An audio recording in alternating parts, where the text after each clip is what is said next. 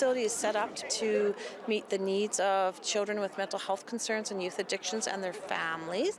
This certainly is a state-of-the-art facility that has been constructed with trauma in mind. We think it's going to be a great asset for the youth and their families for decades to come.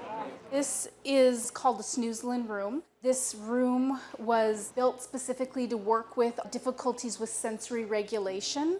We have this space for our children and families and our staff to be able to come and smudge. It also has special ventilation for smudging. This is our art therapy space. They get the experience to be able to try out different modalities. We are smartboard capable. It'd be nice to have this in my house, but it's a whiteboard.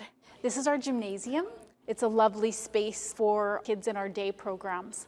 This is part of the Adolescent Day program. It's kind of their hangout space. It offers the ability for kids to come together in a safe way. CASA actually is a very unique organization. There's nothing like CASA across Canada.